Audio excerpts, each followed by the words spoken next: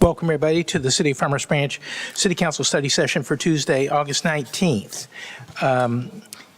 Our first order of business is public comment on today's items or study session items, and I have two people that have signed up to speak. So the first is David Prince.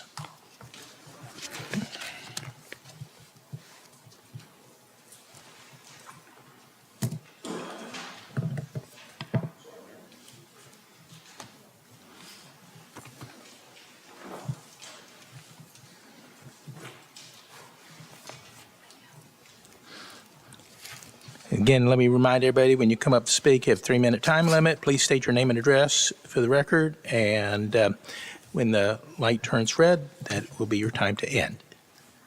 Thank you. My name is David Prince, owner of Eagle Gun Range over on 14400 Midway Road, Farmers Branch. Proud to have a business here in Farmers Branch. It's been a wonderful ride. I was just wanting to comment on, forgotten what the item number is. It's the 25520, the Squire Park. I've had a chance to look over your budget, proposed budget for the next fiscal year, and it's a lot of material to go over. You know, did a good job putting it all together. But one of the things that I've noticed that's really concerning to me is the cut in public safety, cut in road and maintenance. Several other large cuts, probably $4 or $5 million worth of cuts that I'm not really crazy about. Public safety to me is extremely important as a commercial property owner. I tell you, we've had a couple of false calls at our range because of people shooting incendiaries. You know, not supposed to, but they do. The number of times the fire department has come to our rescue is staggeringly fast. And we just really appreciate the fire department. We need to make sure that they have all the equipment, all the personnel, all the things they need. Fire department's always been there for us. As a business owner, that's important to us, to have public safety and infrastructure. So when you're talking about investing $2 million in a park improvement, I'd just soon put that money toward fire and public safety. So that would be my choice, my wish for the council to consider not spending that money on a new park. Okay, thanks. Thank you very much. Next up is Barbara Courier.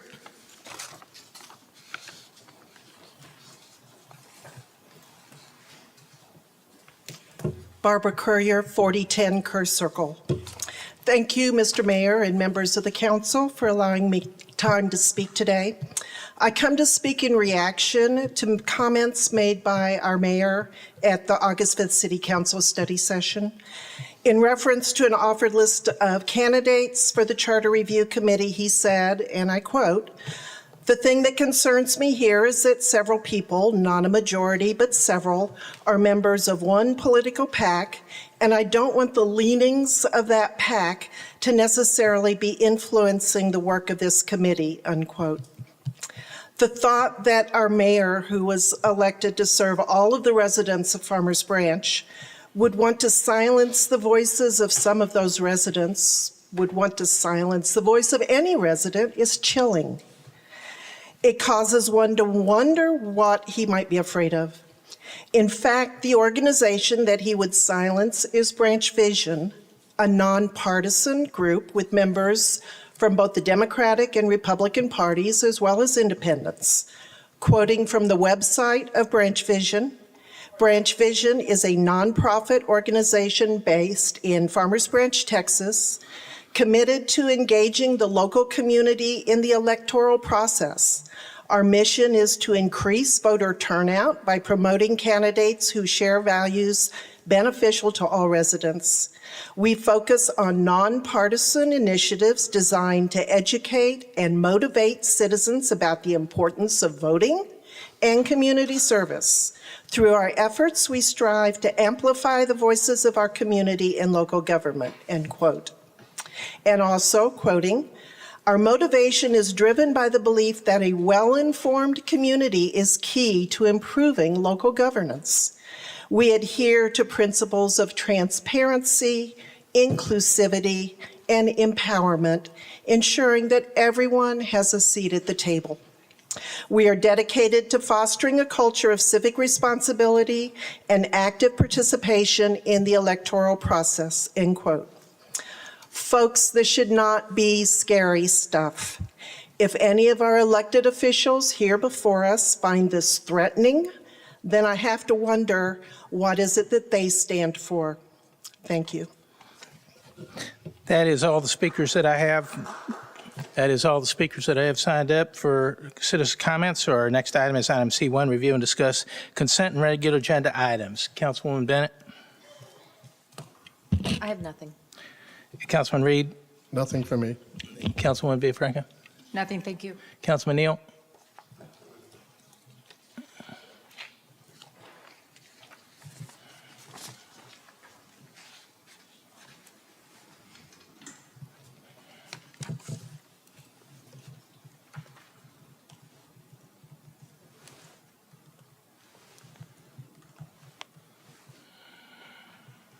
I'm fine, Mayor. Thanks. I'm sorry. All righty. Councilman Roman. Okay, Rose, make sure you saw. I'm good, thanks. All right. Next up is item C2, receive a presentation from Public Works on the active transportation plan and complete streets policy.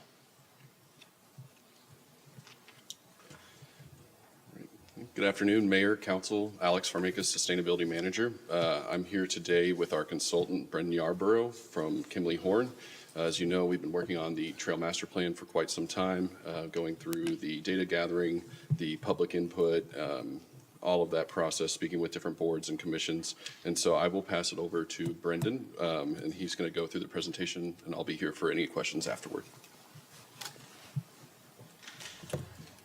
Thank you. Good afternoon. As Alex mentioned, my name is Brendan Yarbrough. I'm with Kimley Horn. My address is 225 John Carpenter Freeway, Irving, Texas 75062. I just want to thank you all for allowing me to speak today on the active transportation plan. As Alex mentioned, when we started the project, there was three main goals. This was to replace the 2015 Trails Master Plan, so we were not starting from scratch. We were building off of the 2015 Trails Master Plan and using it as a guide, as well as identifying new opportunities for multimodal projects. Another goal was to recommend a 5-year list of projects, prioritized projects that came out of the plan, and we'll get a little bit more into that. And then 3, provide safety and connectivity for both pedestrians and cyclists. The flow chart that you can see at the bottom is the process that we went through as part of this plan. So we looked at existing conditions, so we looked at previous plans, such as the 2015 master plan. Project development, again, building off of that and adding new facilities. We engaged the public. We prioritized projects based on a scoring system. And then we developed a plan and, here for, adoption. So the near-term active transportation plan that, that were prioritized through a scoring system. The scoring criteria is on the left. So we had 5 categories: safety, connectivity, comfort, transportation choices, and cost and grant potential funding. As you can see, safety was weighted the highest, 30%. With safety, we looked into existing or previous crash for pedestrian and bikes along corridors using TX.CRIS data. Connectivity, how well do the proposed facilities connect to either existing facilities within Farmers Branch or other cities, or to destinations around the city, such as Four Corners, downtown, Rawhide Park. We looked at comfort, so how the facility will be for all ages and ability. That is, the goal is to not just design and implement for the overconfident bike riders. It's, to make sure that children feel safe on the roadways. Transportation choices, is it looking at more than one mode of travel? Is it looking at PEDs only? Is it looking at bikes only? Or is it looking at a combination of both? And then cost and grant funding potential. Typically, the higher end projects such as shared use paths and trails that are going to connect to multiple destinations or even other facilities are going to, provide more grant opportunity. And then cost was also associated with. On the right, you see the map, and this is the 5-year map So anything that is a solid line is an existing facility. Anything that is dashed is our recommended 5-year. The brown dashed lines are going to be trails, so an off-street facility for both peds and bikes. The dashed orange or yellow is going to be shared use path, very similar. It's just closer to roadways, typically and more constrained. The blue is bike facilities, whether that be on-street or off-street. And then the pink is bicycle boulevards, which these are shared lane markings that they share the roads with vehicles, typically on low-volume, low-speed roadways. Another item that we developed as part of the active transportation plan is a bicycle and pedestrian toolbox. So this is a tool that city staff can use on a case-by-case basis. Not everything will be used, but it is a toolbox for city staff to use as they have concerns from business owners or residents on intersections, segments. In each one, we have defined the tool. We have provided the typical use, and then some design guidance based on national and local guidelines. In conjunction with the active transportation plan, we've also helped the city develop a complete streets policy. So a complete streets policy is a transportation policy basically saying you are going to look at all modes of travel, not just vehicles. So you'll look at PEDs, how to improve the PED connectivity, the bike connectivity, transit, et cetera. It's just saying that we're going to look at all modes of travel. The vision of a complete streets policy is to make it safe, accessible, connected, and efficient transportation network. And the task, for all projects moving forward would be that you consider this as part of a part of the project, whether that be a roadway retrofit or a brand new roadway. There are exceptions noted in the complete streets policy as well, and this allows for some flexibility. There may be some cost constraints. There may be some right-of-way constraints where you can't feasibly put in some of these types of facilities. So it does provide some exceptions.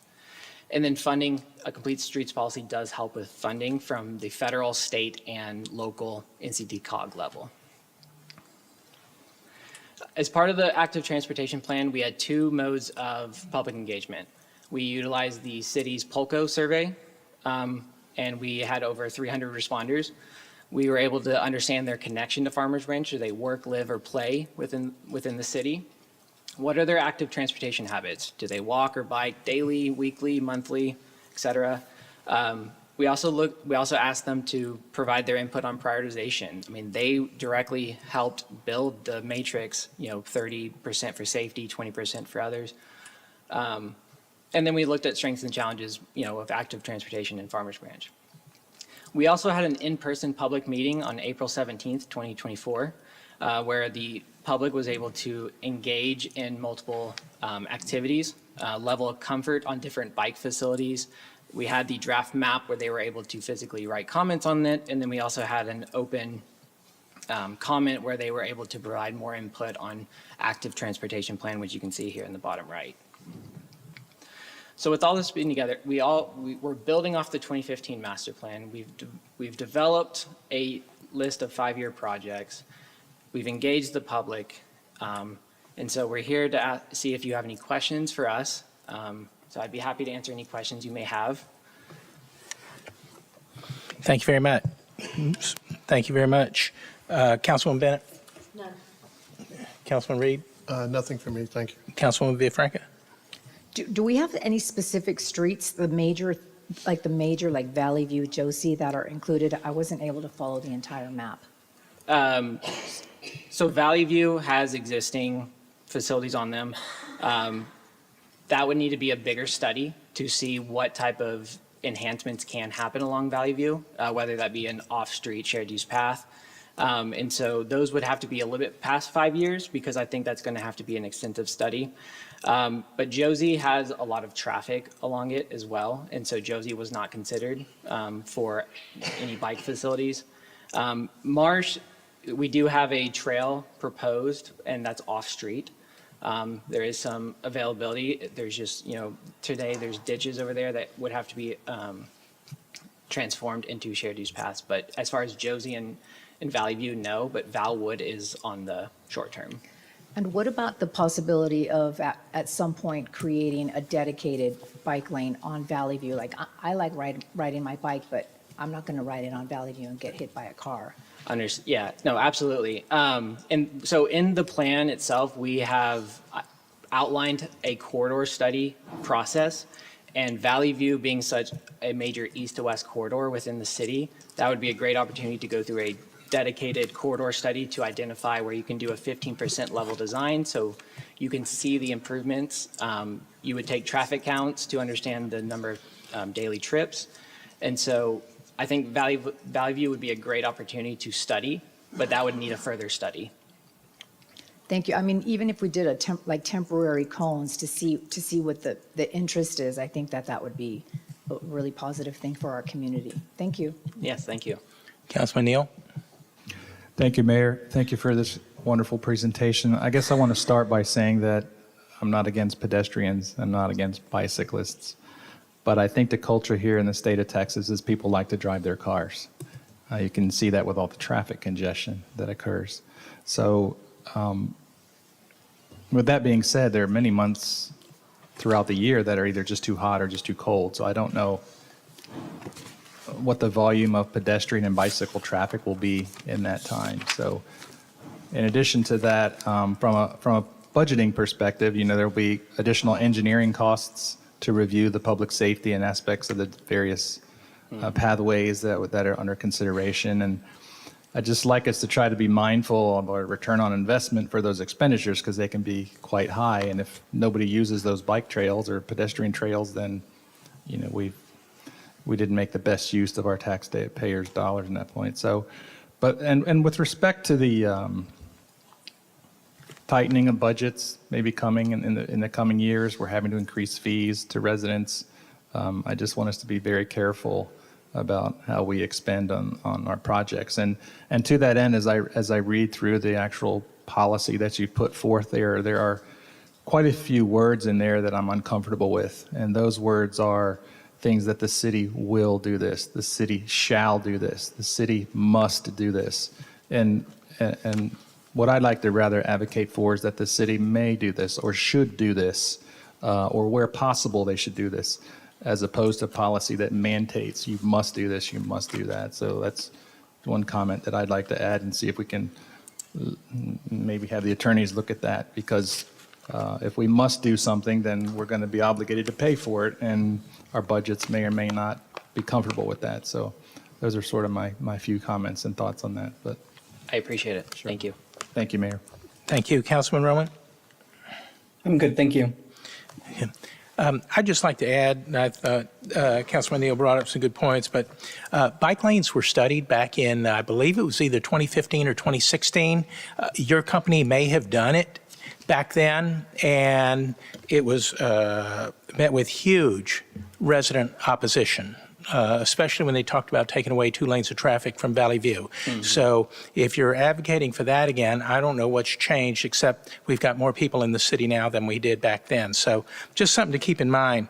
The other thing I noticed that throughout your presentation, you didn't cost any of these elements.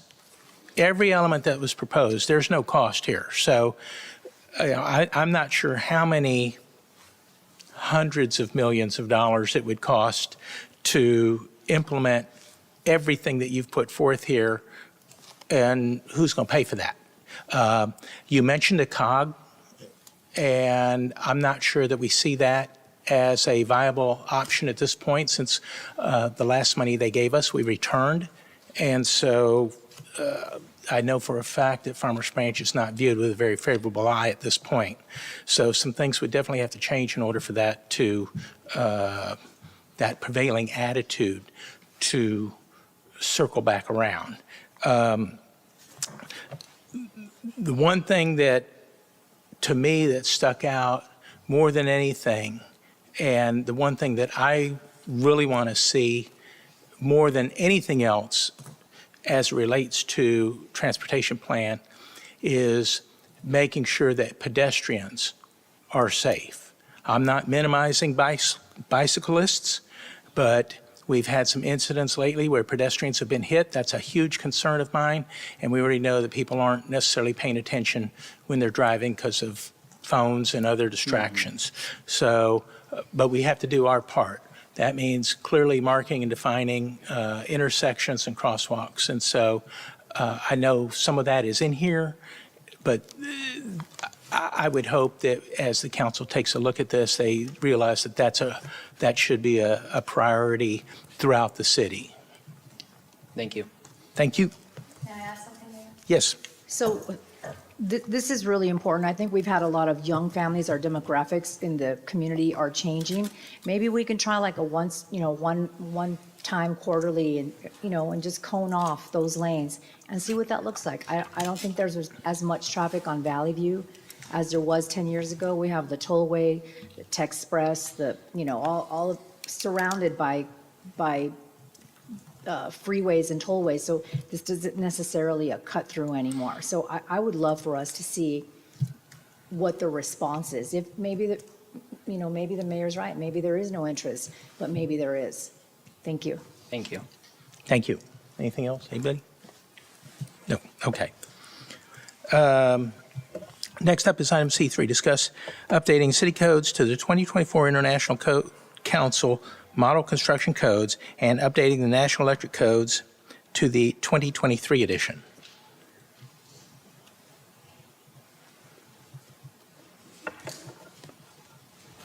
Good afternoon. My name is Sam Chavez. I'm the Interim Director of Community Service. With me this afternoon is Chief DeDeer to also help me out in this. So what we're looking at is the proposed adoption of the 24 international codes with amendments. A little bit of background on codes themselves. The city is currently under the 2018 International Code of Local Amendments, including the 2020 National Electric Code. And these codes, these previous codes, just like all codes, have been adopted in accordance with the North Central Texas Council of Governments. And these are considered regional amendments, and then we have local amendments, which we call city amendments.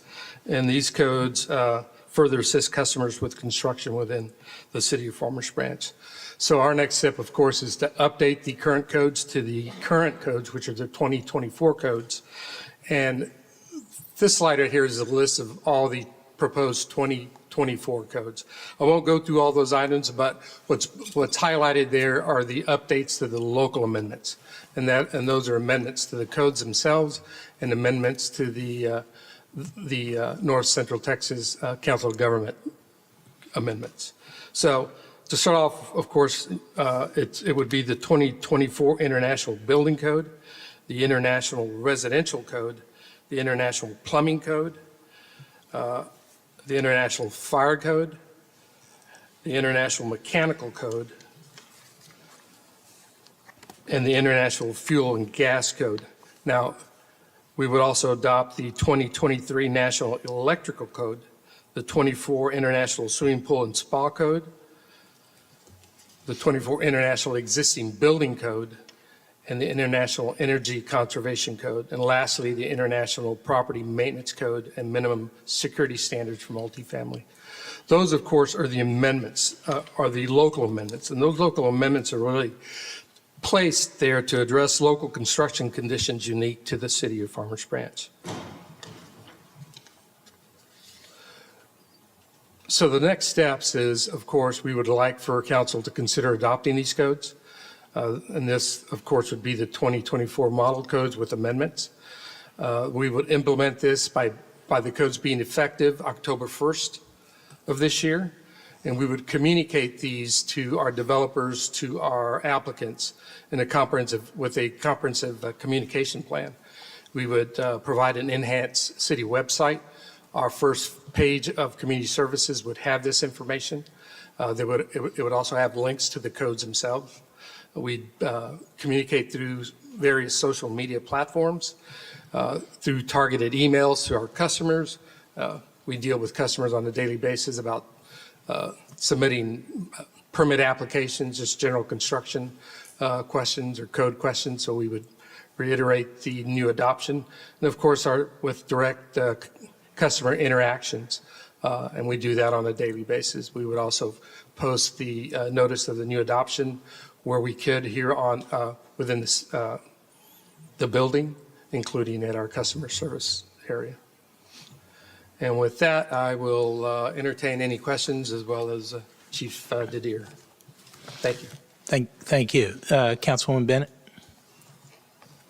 So you said these would take effect on October 1st, but what happens to somebody mid-build? How does that apply to them?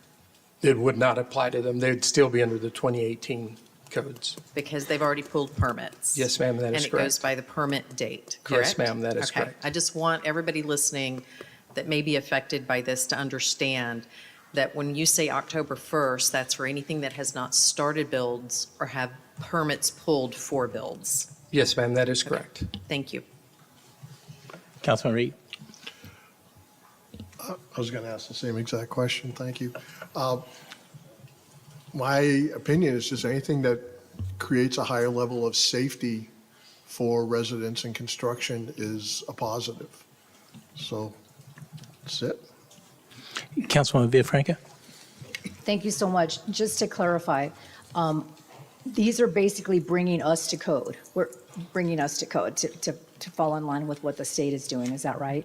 That is correct. And the other thing is there anything that stood out to you that you thought, ooh, this is going to be a pain point when people come, this is going to be a big surprise? Are there any big surprises for any of the people that are out in the community that maybe we should be aware of? Not that I'm aware of. I know I've had discussions with engineers and architects. Some of them are already designing to the 24 edition of the codes, just in case cities change on them while they're in designs. So a lot of them have been designing to the current code, which would be the 2024 code. Thank you. Councilman Neal?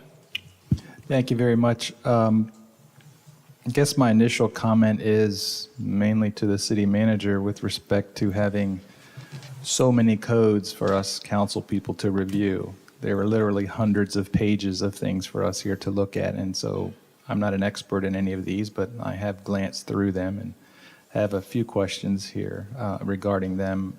Most notably, if I might call your attention to the staff memorandum. I'm not sure if you have that available or not. I do. One of the item A4 talks about doing or having an activity without a permit, that the minimum fee would be $500 or a doubling of the permit. And if that permit happens to be $100, you'll still be charged the $500, as that's the minimum. Is that correct? Yes, sir, that is Okay. correct. And so along with that, what is the mechanisms are there any kind of warnings given, or you automatically, if you're caught without a permit, you're automatically given that fine? How is that going to be enforced? Well, our intent wouldn't be to fine individuals right off the bat. Our intent would be to inform first. But yes, if you're caught without a permit, and we get these either through code enforcement as a go about their business daily, or we get a phone call from a neighbor who's inquiring about a permit. So that's how that happens. But yes, the intent is really to dissuade individuals from starting permit work that requires a permit. And hopefully that will limit those occurrences. So essentially, there's no warning, That's correct. other than to try and inform people ahead of time, hey, get your permits. That's correct. But if it occurs, you're going to get that violation minimum $500. Yes, sir, If that you're is caught. correct. Okay. Have you engaged any of the developers that are developing it within our community for input onto these new standards? And you got any feedback from them? I personally did not, but our code experts, they can probably address that for you. Okay. So,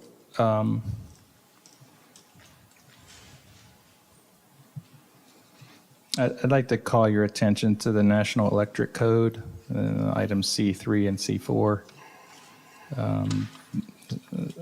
Item 3 talks about deleting receptacles on countertops and work surfaces in its entirety. Does that mean it is allowable to have receptacles on these countertops and on the sides of these countertops? Because I know the changing code sort of doesn't allow for having them on the side of an island kitchen kind of thing instead of on top. So I'm just trying to understand that.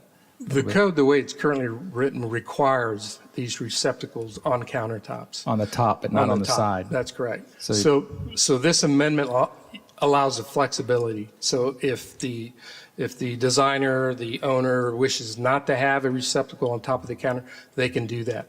But if they choose to have it, then it reverts back to the existing code as far Could they as put its it on the application. side of an island?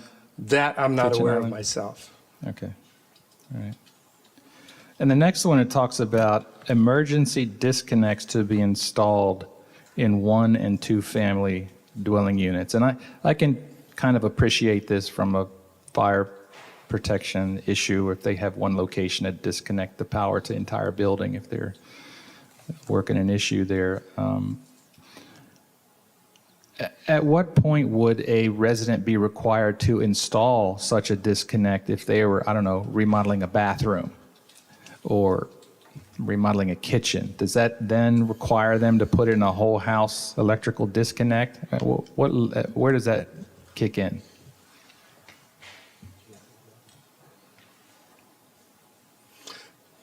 I don't have that answer for you, but we can definitely get that answer Okay. for you. And I mean, I appreciate the safety of it. I'm just trying to, the residents need to know things are going to cost a little more now. Developers need to know it's going to cost them a little bit more. And as I move to the next item under the International Fire Code, Section D, number 3, specifically, it talks about an increase of weight load for fire department on the access roads. So to me, as I read through that, it means that developers are going to have to maybe construct these roads in a little bit heavier fashion to facilitate the weight of the fire trucks, which I appreciate that, but these developers need to know it's going to cost them more money to do that. So I just want to sort of point that out. Is there any variability for them in this area? Are there recommendations to help them sort of minimize their costs but still meet the code requirement? Thank you for your question. Tim Dedier, Assistant Chief of Prevention Fire Marshal for the city. The requirement is based on what the region is wanting to go with. Currently, the region's at 80,000 pounds, which is what we currently adopt under the 2018 code. They're moving to the 85,000, and the big reason is that the apparatus that they're constructing these days are becoming bigger and bigger and way more. We went ahead and pulled a study on all of our apparatus in the city and our neighboring cities here. And our truck 131, for instance, is 82,600 pounds fully loaded. So we're already over that 80,000 mark. So the thing that you have to realize is we have the mutual aid and the automatic aid that come daily in our city, and we go out to their cities, and we want to make sure that we don't cause damage to the roads. Right. Within this region from the heavier apparatus that's being manufactured. So going from 80,000 to 85,000 should not impact us at all. I think our roads are fit to do that, but that is just a regional. I wanted to bring that to your attention because that is what the region is doing as a whole. Okay. And just for city manager and maybe council even, this has additional costs as we go through and build infrastructure, rebuild our roads, things of that nature. There's going to be a little bit higher costs. So just want us to try and remember that or be mindful of it. If I could move down to the existing building code, it also addresses some fire department things with respect to sprinkler protection and fire alarm requirements to prevent partial protection. Is this a scenario where you may have, say, a warehouse that has offices and part of it is sprinklered and the other part is not sprinklered? I'm trying to understand the interpretation here. And then how does that relate to residential sprinklers, if any, residential sprinkler? Okay, on the residential, there should not be any impact unless the house is currently sprinklered, and if you add on to that existing dwelling, then you would have to modify that system. But as far as commercial goes, the fire code, we follow Chapter 11, which deals with existing construction. So anytime that a building is modified by change of use or occupancy, the more stringent the occupancy is, then you have to bring things up to compliance. And so in regards to that, you would have to possibly sprinkle that tenant space based on occupancy, or it might be an occupancy that requires you to take care of the entire floor area, or you might have a occupancy that requires you to take care of the entire building. So to give you an exact answer, it's all going to be based on the specific use of that facility. Yes, sir, and it's all out of the base code of the existing. And so if I were to give you a scenario whereby a residential person is remodeling their home, maybe they're adding a second level, or they're adding a large, or just adding some extra rooms in the back of their house, will they be required to install or put in sprinkler systems for that new residential area? No, sir. Residential sprinklers are not required by us.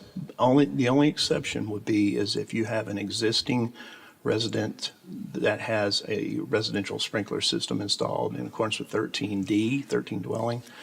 That's the NFPA standard. They would have to modify that structure to be in compliance. And that's only if you already have an existing correct. sprinkler system. So you're not required, under this new updated version, you're not required to have it unless you've already got a sprinkler system. You That's just have to correct. extend that, as I understand it. The state law does not allow us to require. Okay, there's just some residential sprinklers. confusion I got from residents thinking that they're going to have to put in sprinklers now, and so I wanted to try and have a conversation about it. So another sort of feedback question regarding the fuel gas code. It's item G, number 2. There's some discussion in there about using room heaters. And I think I understand what this means, but for those who might be watching or the residents that are out there, this doesn't prevent people from having room heaters during the winter. As I read this, it's more of it's prohibited to use, say, a kerosene heater type thing in an enclosed room. Is that a fair interpretation of this, or did I misunderstand this? No, sir, that is a fair interpretation. Okay. I just want to clarify that for the residents because they didn't know if that means they have to ventilate their room or something like that. So they could still have a portable electric heater in their bedroom if they so choose. That's correct, yes. Something. Yes, as long as that apparatus didn't need any sort of ventilation. Okay. So thank you very much for your patience and putting up with my questions. That's all I have for now. Thanks. Thank you. Councilman Roman? Yeah, I just had a question about, are there others, about the adoption in the region? Are there other cities in the area that are adopting these standards? Yes, sir, there are. The city of Carrollton, the city of Capel, the town of Addison, and of course, if we adopt them, we'll be the fourth municipality, the surrounding municipality to adopt those codes. There are other cities that have already adopted them. Some are under review and yet to be adopted. But yes, that has occurred. Okay, so it'd be safe to assume that any sort of developer or anybody doing any sort of construction that would need to abide by these codes would, obviously people are not just specifically doing business in Farmers Branch, but if they're doing business in the regional area, then they're going to have to be subjected to abiding by these codes as well. Yes, sir, that is correct. Okay, that's it for me. Thank you. Thank you. Two things. One, outlets on the side of an island are allowed, so you have to have outlets there. Under new, yeah. They just made me do it. So, side. So if you don't have them on top, it's got to be outside. Okay. The other thing is, obviously, the onus is on builders and developers to know the codes. Okay, that's their business. They should know that, and they should be up on all of these. But here we are, Farmers Branch. We're a small town.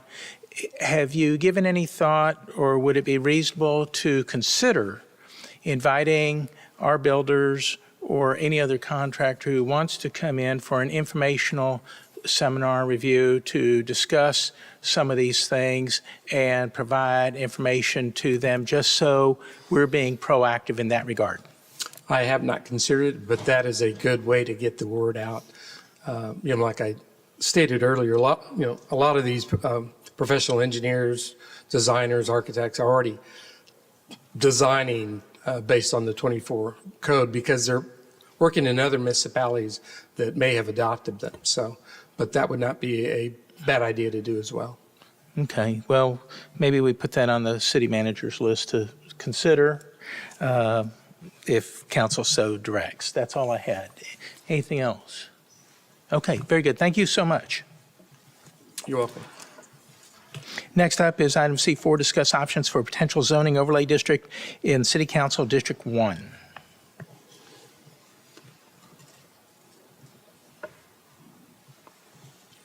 Good afternoon. My name is Sam Chavez. I'm the interim director of community services.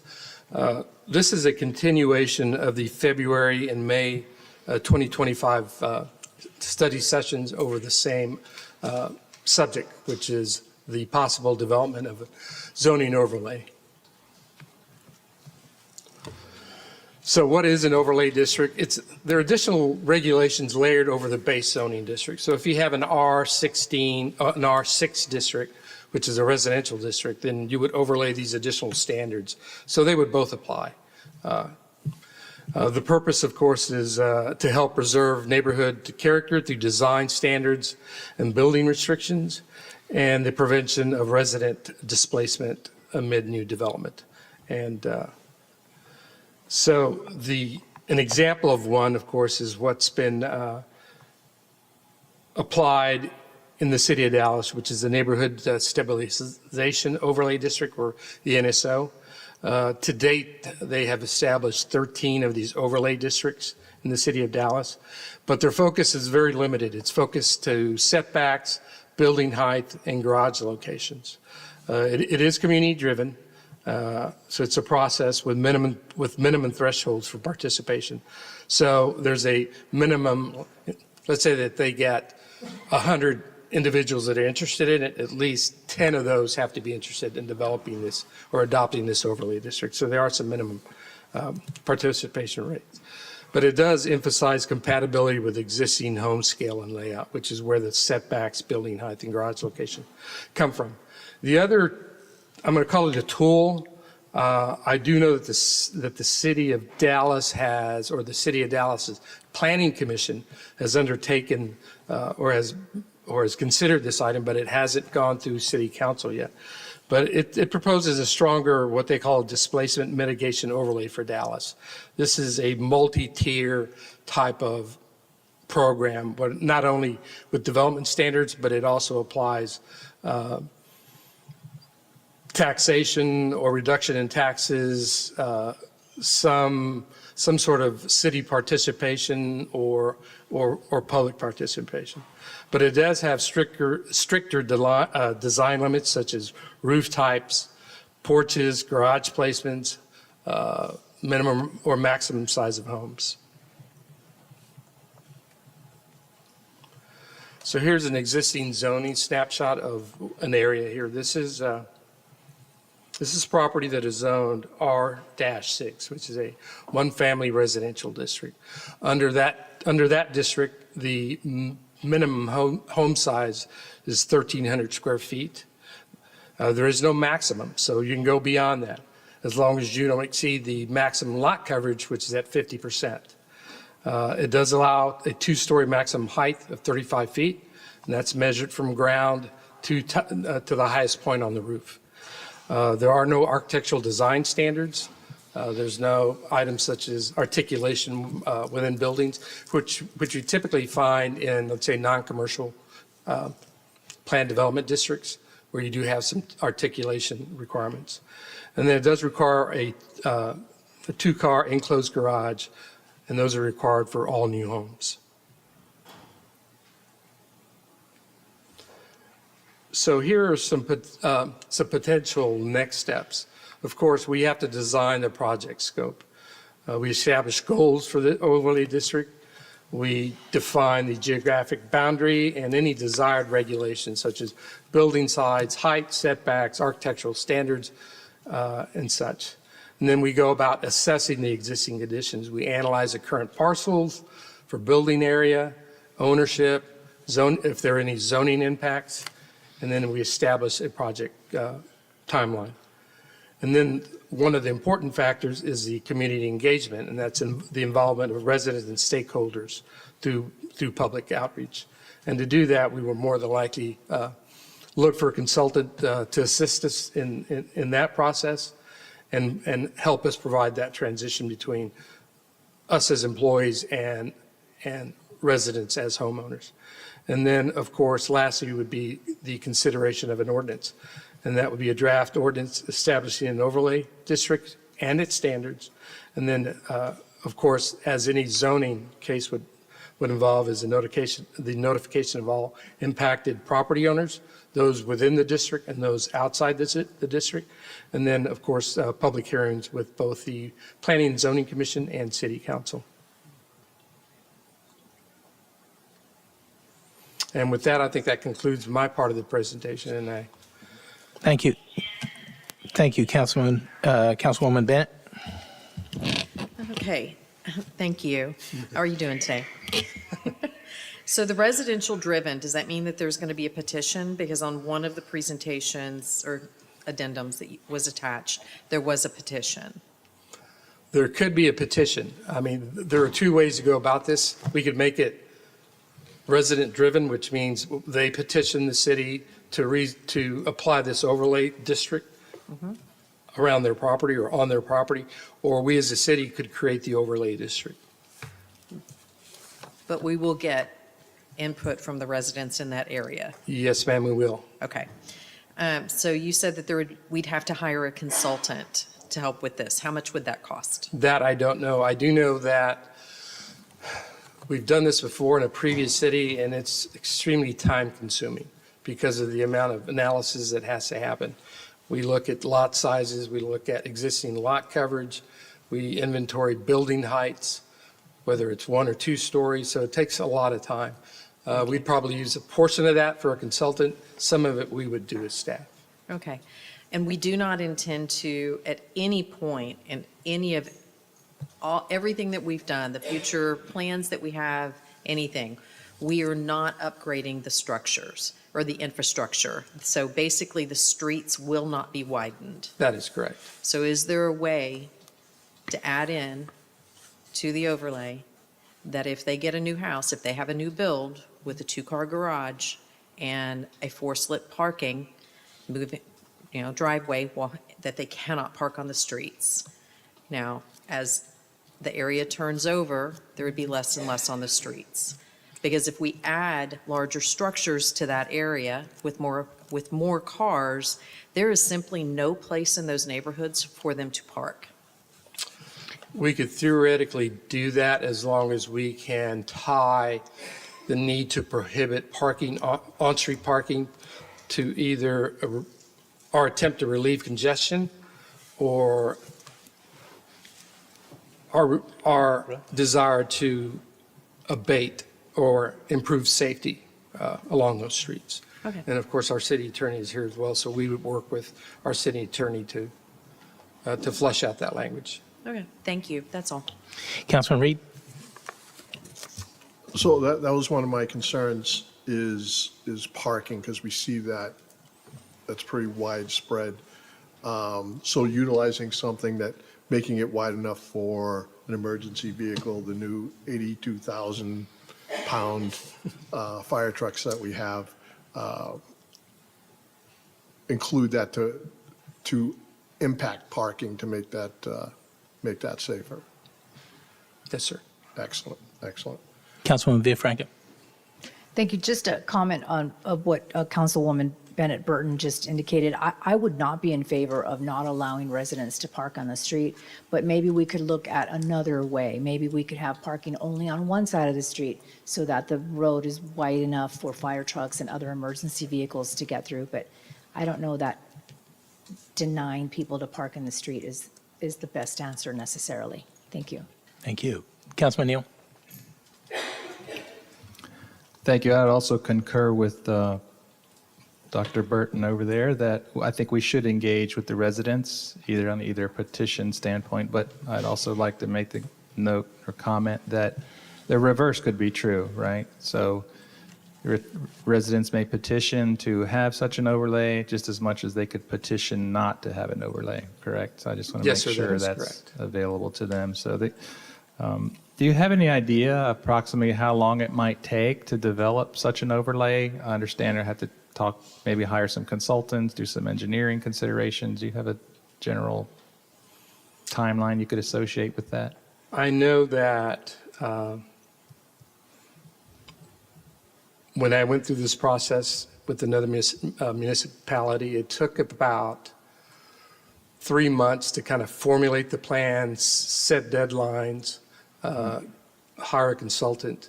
Then it took another 2.5 to 4 months to actually do the analysis because of the amount of detail. Of course, we did it for the entire city. A district was created for this overlay that individuals could come together and petition the city to have the overlay district applied to their block or their subdivision. So that was a much bigger project. But I'm thinking maybe 6 to 8 months. Okay. Is there any opportunity for, say, a resident to sort of opt out of it? In other words, we've decided to put this overlay in there.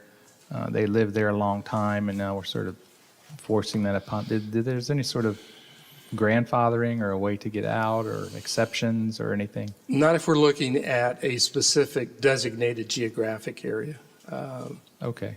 And so if we were to implement this, how would we give some sort of a long timeline to inform those residents, hey, this overlay is going to kick in next year or 2 years from now? Is that I think normally we'd how the start process earlier the works? better, because they will be part of that kind of decision process with us. Right, because the residents may not want to live in an area like that. They might want to be an opportunity to move out because they don't want to be under this. I'm just trying to think of a grandfathering, an exception, plenty of time up front for them to decide if they want to stay or not. Right. So- Now, some ordinances do have a vesting language in it for existing structures, but then the new standards come into play for a new structure, or if they try to expand on this, on the actual existing structure. So as long as they meet those new development standards, then they're good. But they can stay there, under a vesting language. Okay, thanks. And my final comment here is that I think we should be mindful to the developers that may be trying to build new houses in a given area that we're not restricting their hands too much. If we find that this overlay is too restrictive, they may not want to develop in that area, and it seems to be certain areas that we do want the development to kick in. So I just like us to be mindful of that we don't tie their hands too much. Yes, sir. In that overlay. That's all, Mayor. Thanks. Thank you. Councilman Roman? Yeah, so I think one of the things that I was thinking about when I brought this forward for discussion was I want to keep it super simple and just have it apply to really new construction, because something that and I know one of the questions you had was to specifically identify an area, and the area that I certainly would propose is the Valwood Park area. And the reason for that is because I've noticed that there's been sort of a desire for some sort of redevelopment efforts in that area, and wanting to ensure that the type of development that goes in there, either through an organization or through an individual, is one that the residents in that area feel comfortable with and doesn't have any negative implications to the current existing residents who are multi-generational and have called their existing home their home for multiple generations. And so one of the things that Builders of Hope has put together is sort of a research study that goes through what they've done in different areas. And the way I've arrived at proposing an overlay is they've identified in their study 3 different areas. And essentially they've said, if there's an area within your city that fits one of these characteristics in these different groups, then here's the recommended way to ensure that the area doesn't begin to be turned over into something unrecognizable for the people who have lived there for a long time, or that inadvertently get pushed out from an increase in property taxes.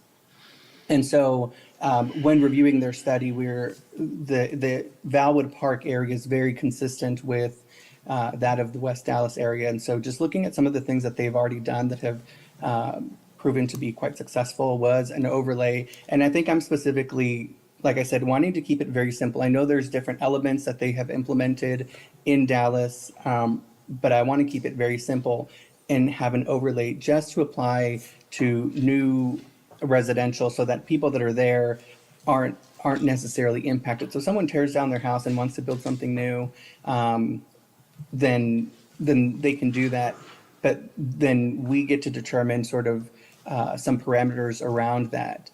Because when I have gone door to door twice already in my district, and of course talked to individuals in my district off and on over my term,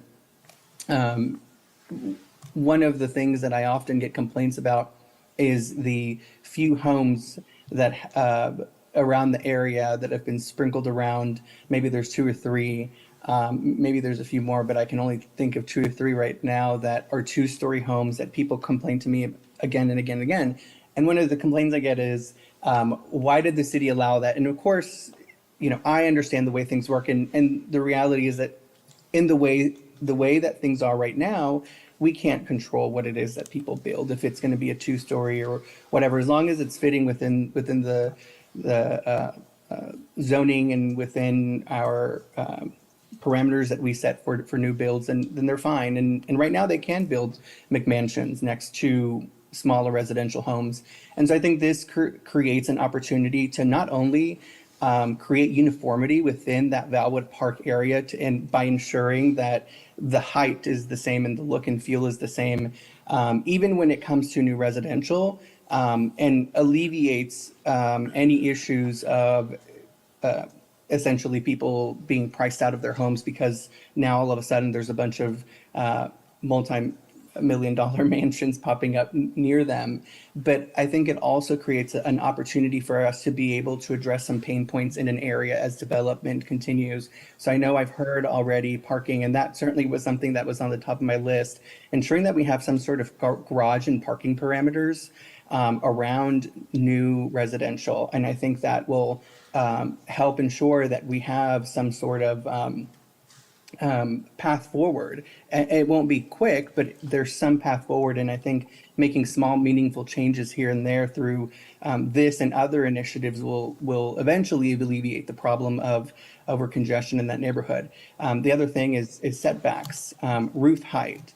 I'm not sure if we're able to what extent we're able to indicate that utilities need to be buried, because let me tell you, going down the alleys is not an option, because we would be trespassing. And so we're only limited to enforcing people to maintain the alleys up to what we can see. And what happens over time is we have overgrowth of bushes and trees and other things. And when a storm hits, or when there's a lot of wind, or just the vegetation becomes old, it falls, it hits a wire, and boom, a neighborhood or a large portion of the neighborhood is suffering now. And it could be in the cold, it could be in the heat, but they don't have any electricity. And that's happened many of times. And the delay in recovering the power has always been that Encore has to go in, cut all the vegetation, and then they can address the actual issue of no electricity. So I think there's a lot of opportunities for us to take advantage of by moving forward with this overlay. I certainly welcome and I think am 100% for gathering resident feedback and ensuring that, again, just some important characteristics are captured within this ordinance that the residents would or would not support. Like I said, roof height and so forth. I think those are all important things, because if you're going to live in that neighborhood and change is going to happen at some point, I think it's important that they have a say in that change that happens around them. So I think that's sort of what I wanted to have a little bit of a discussion about. and certainly would be open to further ideas and discussions by the city council, but would appreciate this moving forward for further study. Thank you, Councilman. Very good points. Sam, so just for the sake of everybody listening or watching, potential zoning overlay district, that would be imposing limits on what can be built in a particular area, correct? It could, yes. Yes. And so we're talking about restrictions on development or redevelopment. Yes, sir, that is correct. Okay.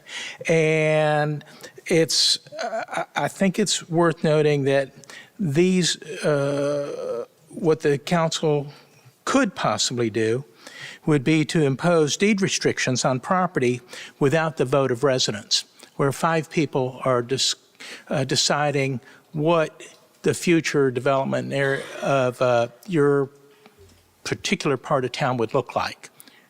We're restricting property rights by virtue of a overlay, which is in essence a limitation on what can be developed, correct?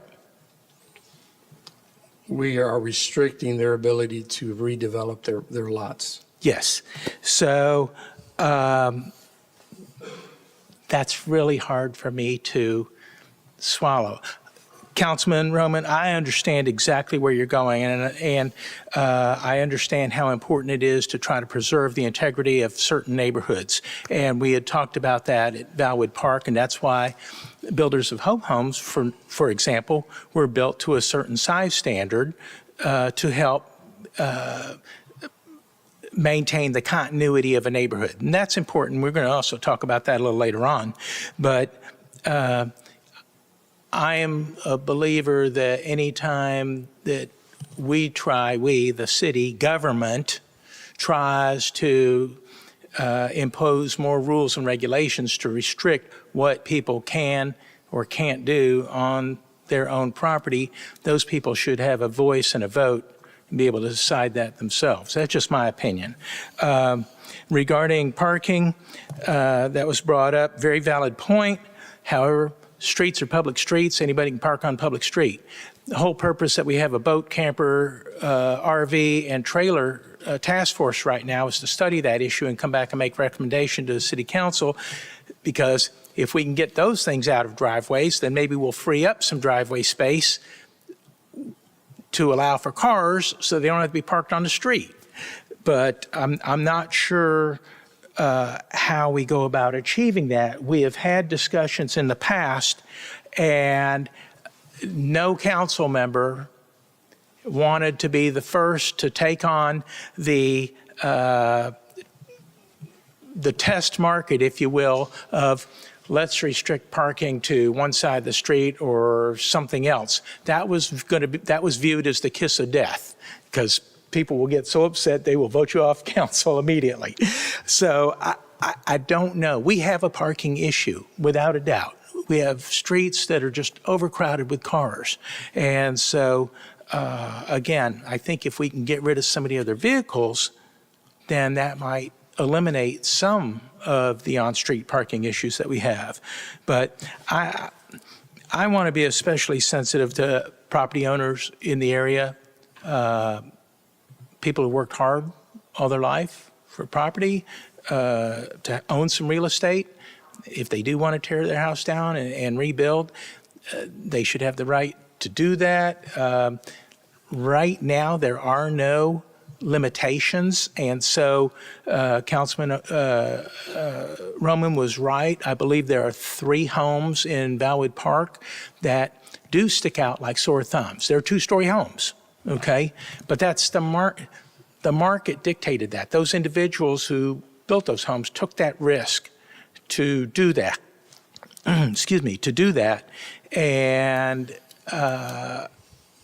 we don't see the area racing to catch up with that. And so it makes me want to just tap the brakes a little bit and maybe have some more conversation. I'd love to hear what a neighborhood focus group, a large turnout of residents in that specific area, think about the idea and take their voices into account before we as a body act on anything. So that's my 2 cents. Anything else?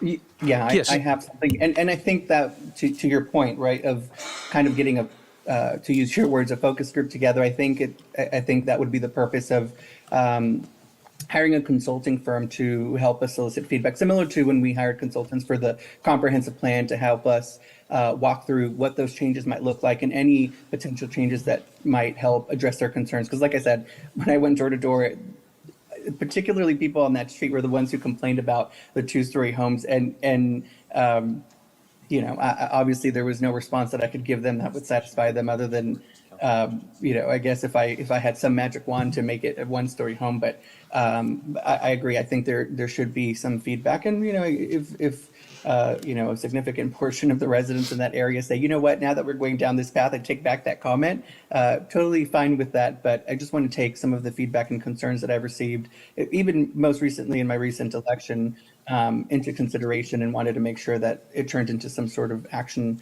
on my end as a representative. Very good. Thank you. Appreciate the comments. Councilman Reed? Yeah, it was funny because I had asked, I put a little note to Ben in regards to if he knew how many larger homes were in the Valwood area. So thank you for answering that, 2 to 3. And you're absolutely right. It's the market that dictates it. In general, someone is not going to plop down a multi-million-dollar home in the midst of $350,000 homes. If anything, it devalues that multi-million-dollar home, because the value of a property is based on the properties that surround it. So how enticing is that if they were going to sell it to someone who wants to live in an affluent neighborhood that is surrounded by $350,000 homes? It's not that enticing. So the market drives that. So I agree, putting undue limitations on building in the area might not be the best approach, but I am, all for getting feedback from the residents to find out where people's heads are at. And we want to take a look at how is that going to impact the city overall from its growth. We're looking for, instead of the small 3-bedroom homes, if a 4-bedroom home went in there, something a little bit bigger that's going to attract more families and bigger families. So I think we should leave options open. Yes, ma'am. One more, just an FYI, as I'm not sure everybody followed this last state session. Ben and I certainly did.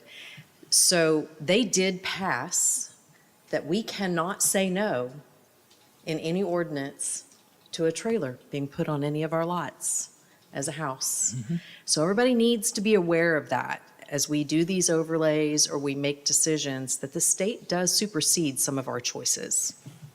Yep, thank you. And the other thing, I forgot to mention one comment. And maybe there's a happy medium between 1-story and 2-story. There is such a thing as 1.5 stories. So maybe something like that might be appropriate to think about. Who knows? Did you have another comment? Yeah, I was just going to add something that's going on in my District 5 right now for those who may be here, who may be watching, to address some of the parking concerns that we've heard here tonight. We currently do have here in the city an option for residents on a given street. If they wish to put up no parking signs or no parking this side of street, they can put together a petition, and I think it's 60% of the residents, if they sign up for that, the city can then put no parking signs on the given side of the street or whatever area that they decide. So It's a higher standard. so I just thought I'd put that out there. If somebody wants to pursue that, we do have an option for that now. Okay. Sam, thank you very much. Thank you. Okay. We're going to try to get through C5 fairly quickly. C5 is receive an update on Squire Park public outreach efforts.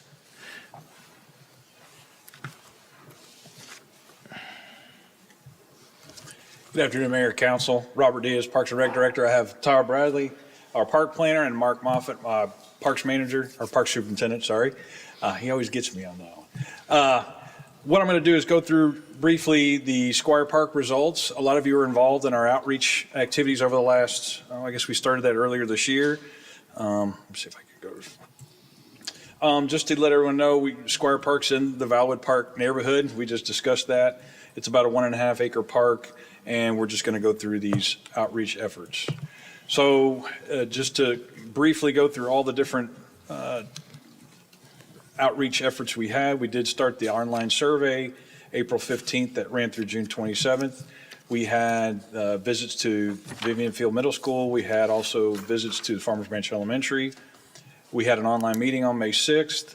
We had also a in-person meeting at Vivian Field Middle School on June 5th. And of course, we had kind of ended our outreach at Squire at the event on Squire on June 25th. Just some of the brief synopsis of what we did have a great response to our online survey. We had up to 149 responses. And a lot of you in your packet, you've got the memo that we put in there and has all the detail on the survey, some of the questions specifically that we asked. We just talked briefly about some of the outreach that we did. Many of you attended, council attended the meeting at Vivian Field, and then also the outreach at Squire Park on June 25th. And then just to brief, we did talk we had some focus groups with some of the middle school kids at Vivian Field, and we did also have some a focus group with Farmers Branch Elementary School students as well. And as you can see, this is a great example of, I know we did use, Polco was one of the surveys I think they used for the active transportation plan. But one of the things I think we've discussed, and this was discussed, I think, when the Polco rep came out many months ago, was that it kind of has a broad picture. And so when Tara put the survey together, we were really focusing on the Squire Park area. And this example shows you all that the respondents added, we had about 83 respondents that are from and they volunteered their information to us. So when they did the survey, they actually had to volunteer what their address was. And so we didn't, we had a few residents that decided, personal reasons, didn't want to put that on the survey, but out of the respondents that we had 83 who said they were from that specific area. And as you can see, the rest were kind of scattered throughout the city. And then, as I alluded to earlier, some of the questions that we had were all in the report that we had in your packet. And just some of the takeaways, of course, this is a picture of our facilitator at the park, and this was at the event on the 25th. And just some of the highlights of some of the takeaways that we had were residents wanted a more dedicated walking path. They wanted sport courts. Basketball is pretty popular. We did learn that at the event. Don't take our basketball courts away. They were all like, we want more basketball. We still had a lot of residents that in the surveys and some of the outreach commented on having a splash pad or some type of water element, and then also an upgraded playground. So what we're looking for this afternoon is just to get some feedback from council on what we'd like to do is be able to go forward with kind of narrowing the scope and coming back with a design contract with a vendor, similar to how we did the process for Mercer Park. So that's kind of the discussion and direction we have, and that's what we're looking for. And I'll go ahead and thought that was any questions you might have. Thank you, Councilman Roman. So first, I want to thank your team for the incredible work that they did to get all of this feedback. I think we all know how difficult it is to sort of activate and interact with the individuals in the Valwood Park area to solicit feedback. And so I think seeing the number of respondents that we received, and I did read your memo, and I think it indicated that 80 something were the responses that you received, but that during in-person interactions, one person could have been representing multiple people. And so obviously there's going to be more individuals. So I commend you on being able to activate that area and gather really quality feedback. I wasn't sure if what it is that the individuals had wanted when we were considering this redesign of Squire Park. And so I think this makes me feel much better about moving forward. Now, let me just make sure I'm clear on this. I did read your memo and all of the materials that were affixed to the agenda item. I didn't see any cost estimates. Am I correct in saying that there's currently not a cost estimate for how much it will cost to implement what the residents had requested for Squire Park? Councilman, what I would say is we did, previous staff had looked at had gotten some kind of conceptual plans that I think were presented to council. This was years ago, probably in 22, 23. And at that point, that consultant that came in and did some renderings, they did have a cost estimate on those renderings. And that number from what was shown was in that, I think, $1.7 million range. And then, as you know, the current funding is $1 million. That's the current budget. There was in fiscal year 24, there was a couple $100,000, and then the current year we allotted another $800,000 for a total of $1 million. So that's kind of where we are. That's the budget we have currently for the project. Okay. But in terms of, we've collected feedback from residents on the things that they've wanted. You've mentioned basketball courts, equipment for the kids, a walking path, some sort of water feature. For putting a park together with that feedback and any other feedback that I might have missed, there's no cost estimate for that at this Correct. time, right? On the effort we just had, what we would need to do is come back to you with a design contract to start that process. Within that, the confines would be $1 million is what we have budgeted currently. Okay, wonderful. That's what I wanted to know. And then at what point do you think you will have the next step completed to then be able to give us a cost estimate? So what we would come forward to council with a design contract and start that design process. Once that contract was approved, we'd hope to bring that back to you in October is the kind of timeline for now. And then we would, as soon as we got that approved, then we would go into design. And we're kind of on that same path, very similar to Mercer. They're on very, very much the same kind of design path at this point. Yeah. And okay, and that was my last question, but I just wanted to again reiterate my thanks for really activating that area. I think many people when I campaigned the first and second time felt that area has been overlooked and ignored for quite some time. And I can't tell you how many positive phone calls I received sometime after that event, just thanking the team for everything that they did. Because that really was special for them and it meant a lot because, like I said, given the sentiments that they felt and expressed to me, this definitely helped alleviate those concerns that they're not being ignored, that they're being listened to because they're going to have something really special in their community. So just thank you for all of your efforts in doing that and engaging with that community. It really, really meant a lot. Thank you, sir. Councilman Bennett. So when you go to get a cost estimate from an architect, do you give them what our budget is so they are confined to that budget? Yes, ma'am. So when we get the consultant on board, they'll know that the design will have a budget and they'll design to that. So they'll design the factors, and typically they will have a opinion of probable cost as well. So when they complete their design, so we can go look at some realistic numbers. So when we get to the end, we go to bid the project. And a lot of times on these projects, because we have such a limited budget, what we tend to do is when you get to these, you would have a lot of add alternates. So you'd have a base bid for some of the basic items, for example, the path, the trail that we'd want to put in, and then say for the amenities like the water features and those might be add alternates, and we'll just see what the funding is going to allow. And of course, council, it's up to council to award whatever we come back with. Thank you. Councilman Reed. In addition to the construction of the park, I have thoughts on the maintenance of it. Most prominently, a water feature, because that seems like it would be one of the more expensive features to add to the park. And typically,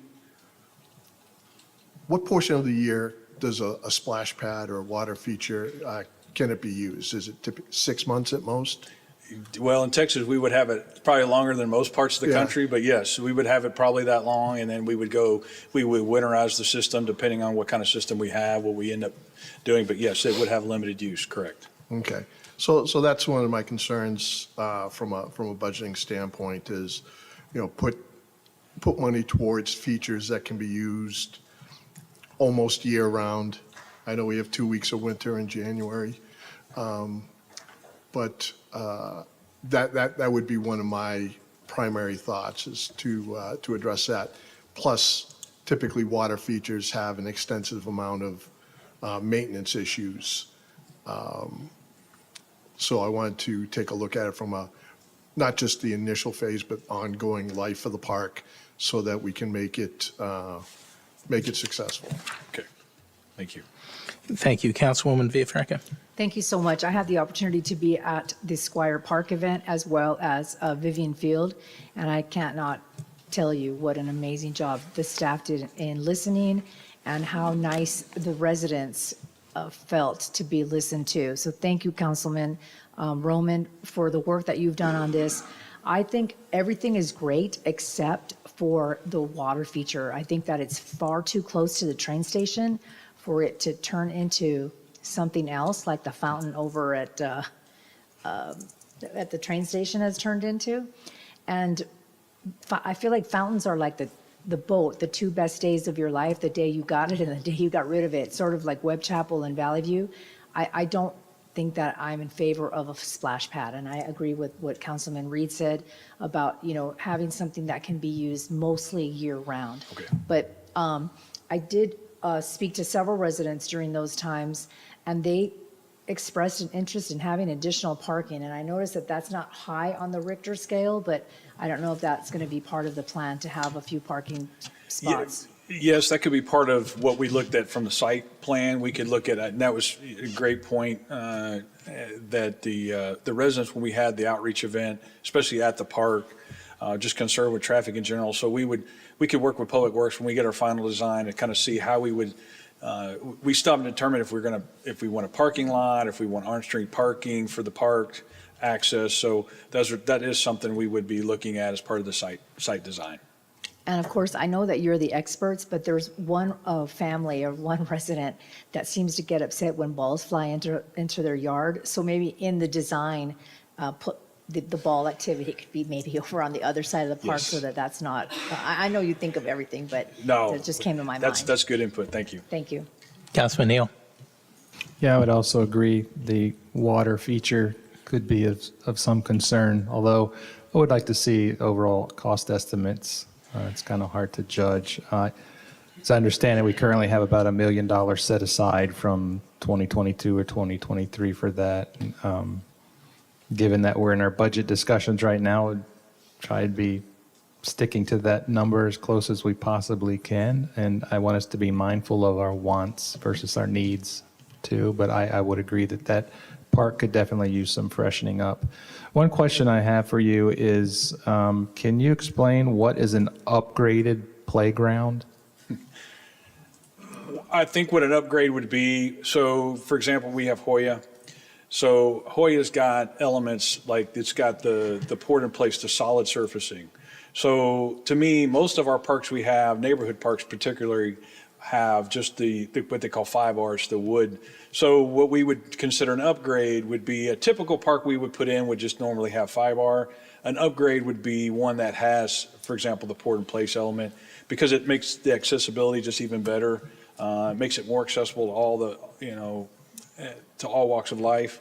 And so that would be kind of an upgrade. It's above and beyond what we would consider. To be honest, that's going more towards standard. We are going to put that at Dutch Village because Hoya's kind of set our standard, to be honest. And so to make all our parks more accessible, we would probably, as we have projects come forward, we would add that to that. So is that something that the residents put forward as they want that 5-board, or is it just your professional expertise that's probably the better way to go? To be honest, it's the cheaper way to do it. But it still makes it, it's still an accessible playground even with the fiber. It's just more accessible with the poured-in-place solid surface. Okay. That's all I have. I'd just like to maybe come back with us with those costs that you had sort of identified and laid out, individual items as to whether we want to do those or not, see what Okay. the numbers turn out. But I'd like us to stay close to that million that we have set aside if we can. But Okay. I know costs are going up, so. Yes, sir. Thank you. So as a direction going away from this, council would like to see cost. I was sort of disappointed. We had done this a different way on on another park where items were brought, and it was basically a menu. You want item A, here's the cost. Item B, here's the cost. And that's what I would like to see. And that way, council can weigh the pros and cons of the cost of each one of these elements as it relates. And I'd say go back to the responses that you got from the community meeting, pick the top 8, 10 items that people wanted to include in the park, cost them out, and include that. So when we have our next discussion about it, we can use that menu to work to what works with the budget.